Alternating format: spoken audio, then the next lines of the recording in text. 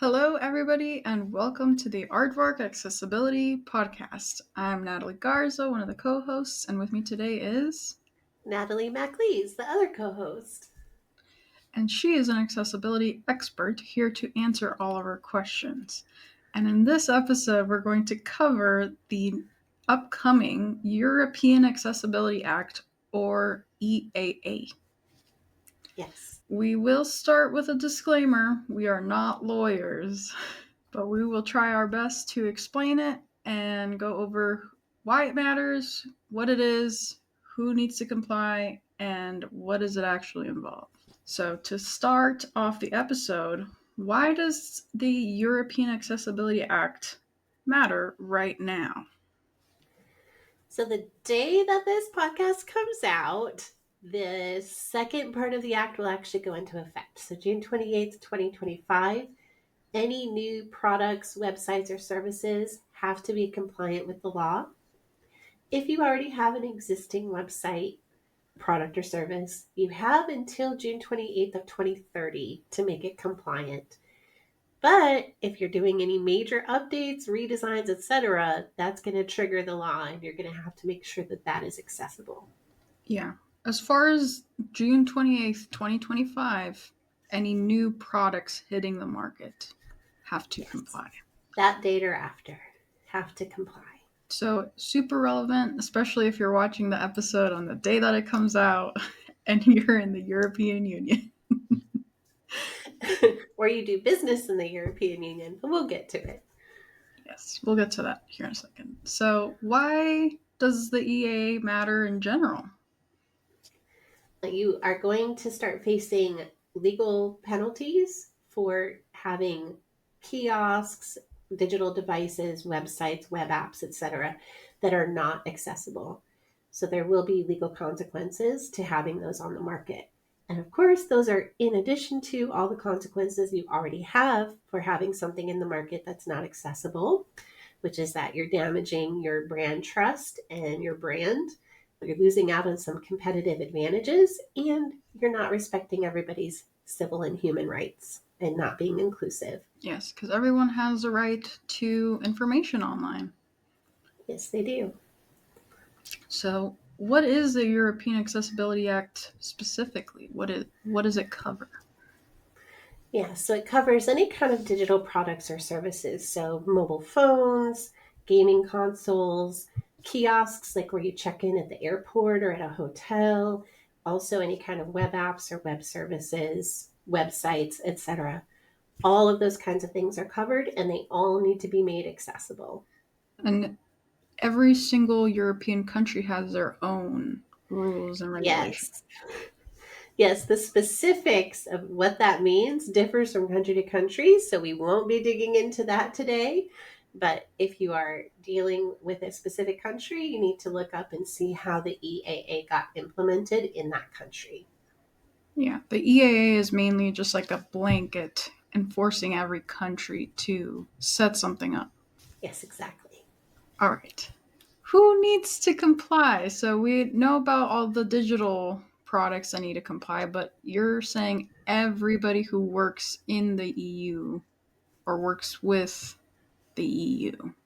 Yeah, so if your product or your website or your web application, whatever it happens to be, is available in the EU for purchase, you have to comply, whether your company is based in the EU or not.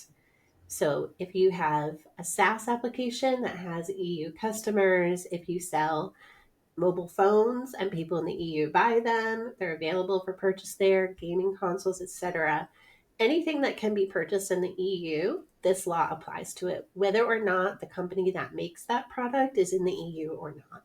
How are they enforcing it for companies outside of the EU? So for companies outside of the EU, they can actually take your product off the market. So if you have, for example, like a mobile phone app that isn't accessible, it could be removed from the store where that's available for people to purchase. We don't anticipate at this time that they're going to take websites or web applications. They're not going to block them or otherwise make them unavailable in the EU as far as we know, but it is always a possibility. And if it's a physical device, you may not just be allowed to sell it at all in the EU. Okay, gotcha. So it's pretty, how do you say? Serious? It's pretty serious. They're serious. Yeah, they mean it. All right. So what does compliance actually involve? Yeah, so the EAA is kind of unique for an accessibility law. Most of the other accessibility laws that we've seen passed around the world have specifically referenced a compliance criteria. So that could be Section 508 here in the United States, it could be EN 301549 in the EU, and it could otherwise be WCAG, usually 2.1 or 2.2 AA, sometimes still 2.0 AA, or another similar standard. The EAA actually doesn't specify a standard. So some individual countries may, but the EAA does not.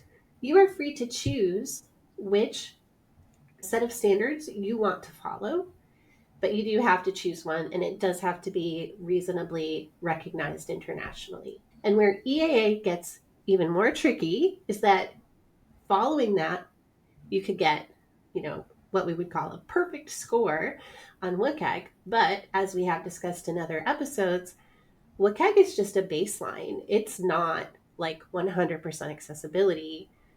You have to go beyond that standard, and you have to show that you are making a good faith effort to address any accessibility issues that are brought to your attention by the consumers who are using your product.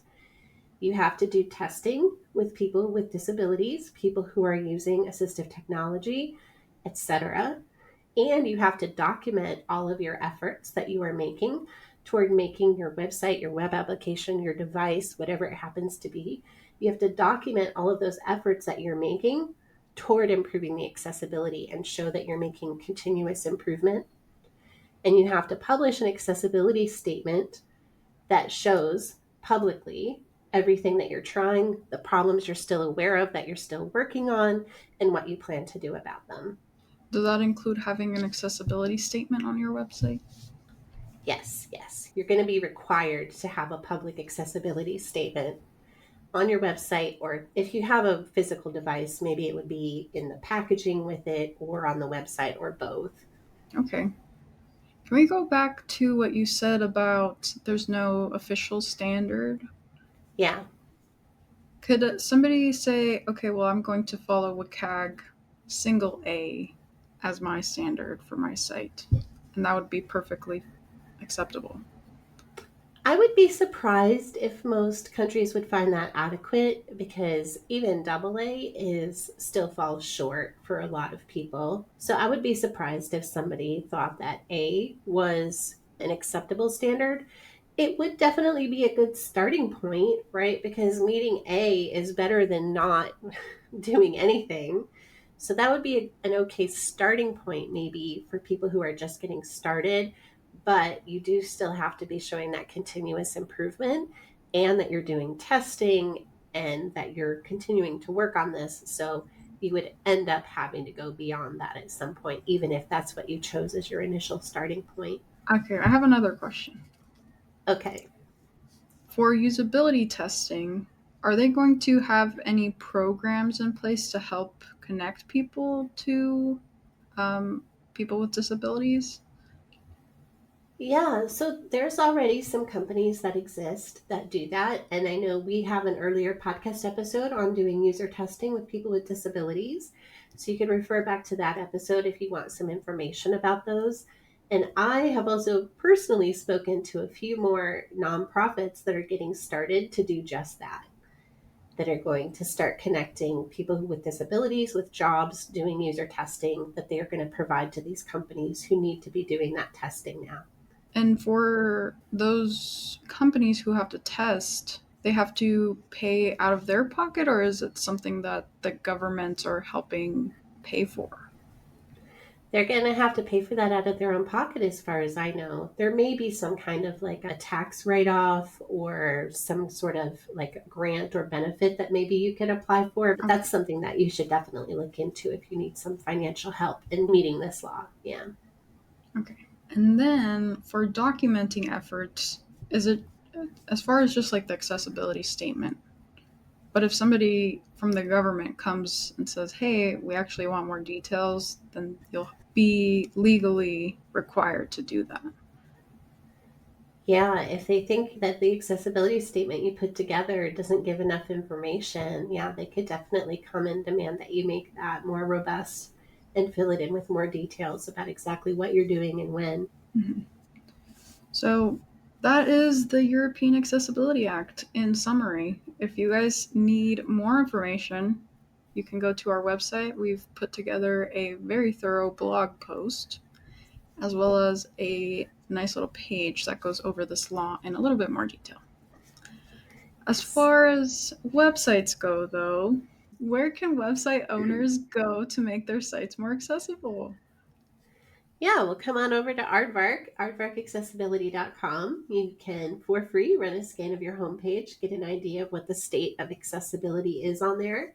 And we've got tools to help you go through the manual testing as well as the automated testing, and tools to help you keep track of that history. So you'll have that audit trail available if you need it to show what you've been working on, what you fixed, etc. Yeah, we have quite a few neat little features like the issue count over time, the PDF reports that you can export and show the improvements over time on your website. Yeah. And we also have a few other free resources like WCAG in plain English. If you've been to the WCAG website and you don't understand what's going on, you should go check out WCAG in plain English. It's on our website, and it goes over every single success criterion in plain language.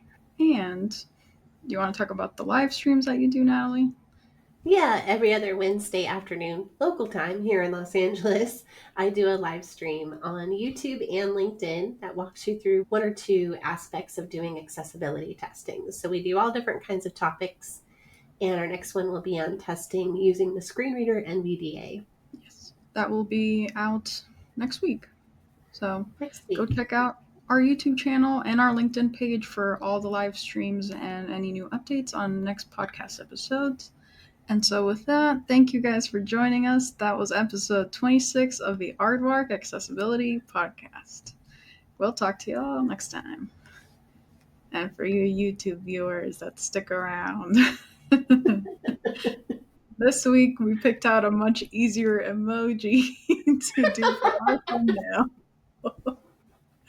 Last week's emoji was too much coordination between your eyebrows, your eyes, and your mouth.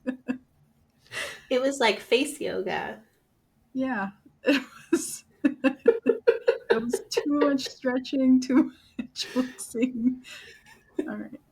So, Natalie, if you want to go first, we're going to do what is this place? Face with hand over smiling face. Smiling eyes with hand over mouth, I Yeah. think is what it was No. called. And one thing we noticed is that this emoji has the hand out of proportion with the face because your hand is as big as your face. So you can't put your whole hand over your mouth. Was my eyes smiley enough? Yeah, I think so. Much Okay. easier this week. Much easier. You just have to smile and put your hand over your mouth. Right, my turn.